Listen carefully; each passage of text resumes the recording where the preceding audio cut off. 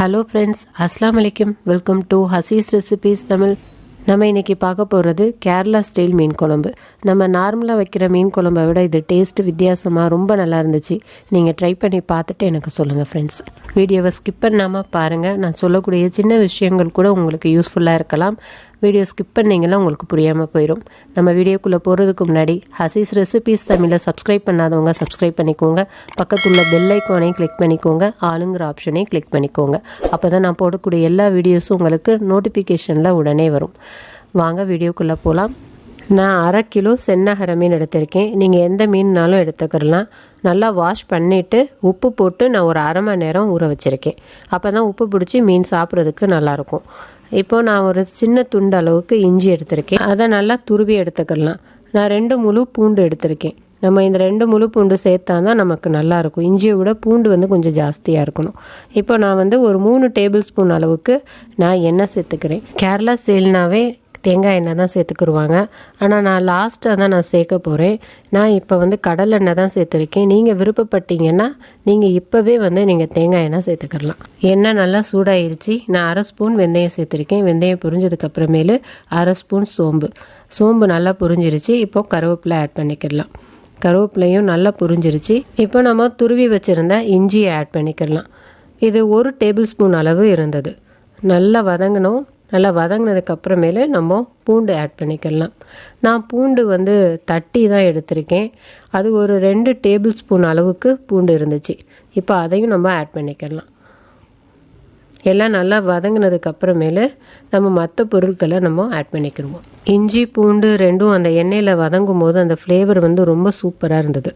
இப்போ நான் 4 பச்சை மிளகாய் ஆட் பண்ணுறேன். உங்கள் காரத்துக்கு ஏற்ற மாதிரி நீங்கள் ஆட் பண்ணிக்கோங்க. எல்லாம் நல்லா வதங்கிருச்சு. இப்போ நம்ம வெங்காயம் ஆட் பண்ணிக்கலாம்.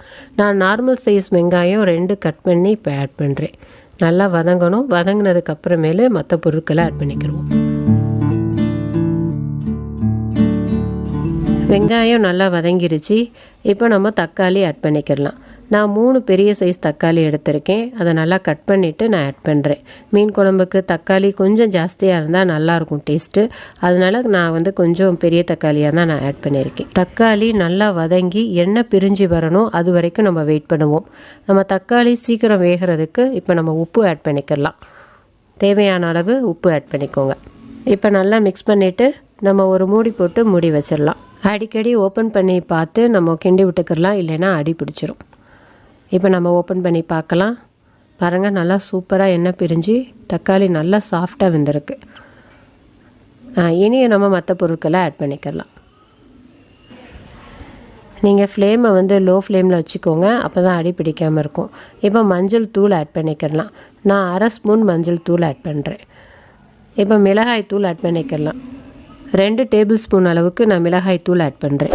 உங்கள் காரத்துக்கு ஏற்ற மாதிரி நீங்கள் அட்ஜஸ்ட் பண்ணி ஆட் பண்ணிக்கோங்க. நல்லா மிக்ஸ் பண்ணி விட்டுறலாம். மிளகாய் தூளை நல்லா வதக்கும் போது தான் நமக்கு நல்ல ஒரு கலர் கிடைக்கும் குழம்புக்கு. நல்லா வதக்கிக்கிறலாம். கொஞ்சம் வதங்கினதுக்கு அப்புறமேலு மற்ற பொருட்களை நம்ம ஆட் பண்ணிக்கிடுவோம். நல்லா வதங்கிருச்சு. நம்ம ஜீரகத்தூள் ஆட் பண்ணிக்கலாம். நான் 2 டேபிள் ஸ்பூன் அளவுக்கு ஜீரகத்தை பொடி பண்ணி வச்சுருக்கேன். இப்போ அதை ஆட் பண்ணிக்கலாம்.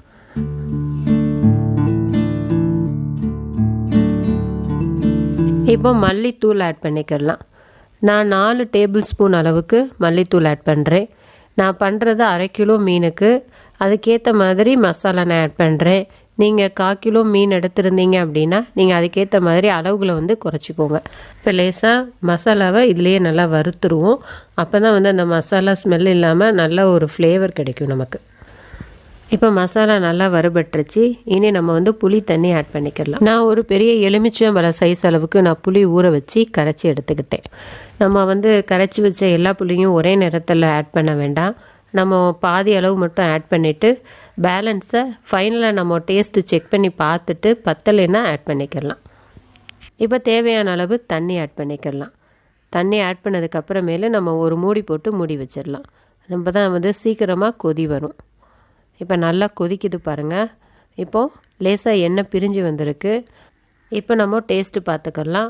பார்த்துட்டு உப்பு புளிப்பு காரம் செக் பண்ணி பார்த்துட்டு பத்தலைன்னா நம்ம ஆட் பண்ணிக்கலாம். இப்போ நான் செக் பண்ணி பார்த்துட்டேன். எனக்கு கொஞ்சம் புளிப்பு கம்மியாக இருக்குது. அதனால் நான் பேலன்ஸ் அந்த புளியையும் ஆட் பண்ணுறேன்.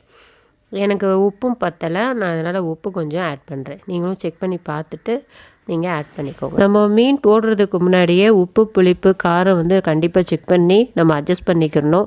நம்ம மீன் போட்டதுக்கு அப்புறமேலு பத்தலைன்னு நம்ம ஆட் பண்ணோம் அப்படின்னா டேஸ்ட் அவ்வளோவா நல்லா இருக்காது. அதனால் கொஞ்சம் கவனமாக இருந்துக்கோங்க. இப்போ நல்லா எண்ணெய் பிரிஞ்சு வந்திருக்கு பாருங்கள். இப்போ இந்த ஸ்டேஜில் நம்ம உப்பு போட்டு ஊற வச்சுருந்தோம் இல்லையா மீன், அதை நல்லா வாஷ் பண்ணிவிட்டு நம்ம இப்போ ஒன்றா ஆட் பண்ணிக்கலாம்.